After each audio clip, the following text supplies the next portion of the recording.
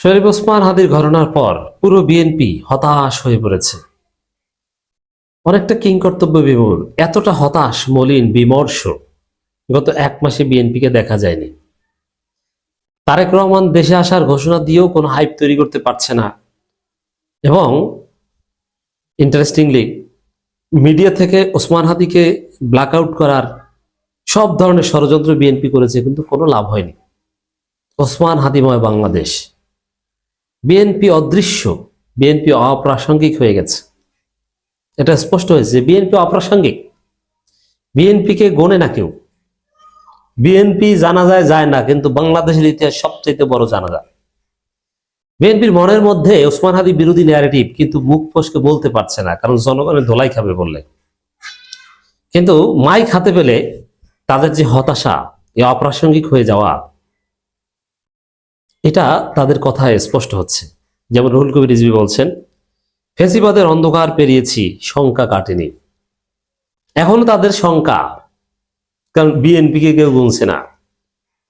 ফেসিবাদের অন্ধকার কাটিয়েছি, শঙ্কা কাটেনি, মানে ওই যে আগেই ভালো ছিলাম, হাসিনা পতন হয়েছে, কি এমন হয়েছে? না, অনেক কিছু হয়েছে, অনেক কিছু হয় না, আবার অনেক কিছু হয়েছে।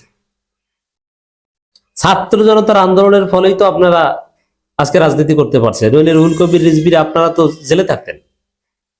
শিবিরের ছেলেদের গোপন তৎপরতার মাধ্যমে হাসিনাকে জয় বাংলা করা হয়েছে বলেই আজকে আপনারা রাজনীতি করতে পারছেন।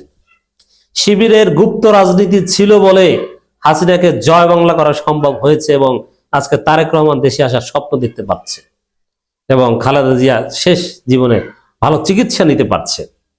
কি জন্যে? শিবির গুপ্ত রাজনীতি করে হাসিনাকে বোকা বানিয়েছে বলে।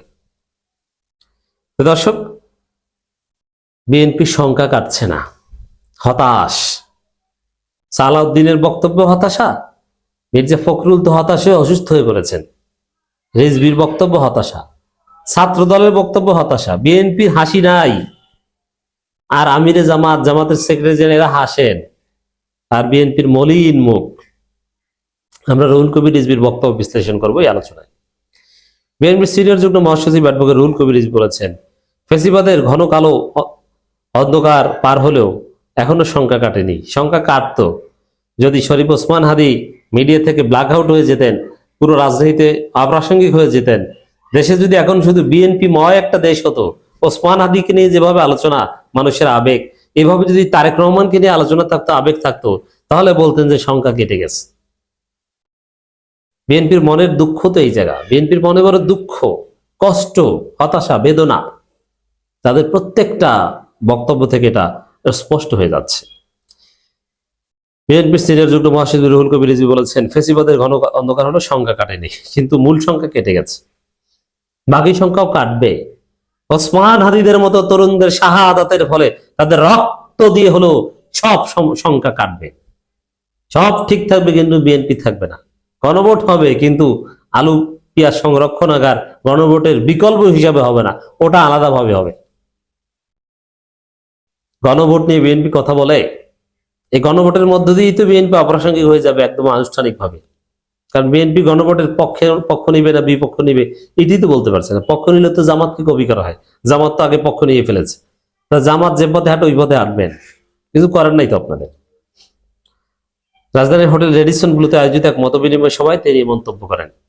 রুহুল কবির রিজভী বলেন, ফ্যাসিবাদী শাসন আমলে দেশ একটি ঘন কালো অন্ধকার সময় পার করেছে, যেখানে সাংবাদিক থেকে শুরু করে রাজনৈতিক কর্মী প্রত্যেক কম বেশি আক্রান্ত হয়েছে। দেখেন, এত আলোচনা সভা বিএনপি এত প্রোগ্রাম করে, ওসমান হাদিকে নিয়ে কোনো কথা নাই। ওসমান হাদির বীরত্ব গাথা, সে বিপ্লবী বাণীগুলো, এগুলো নিয়ে বিএনপির মধ্যে কোনো চর্চা নাই।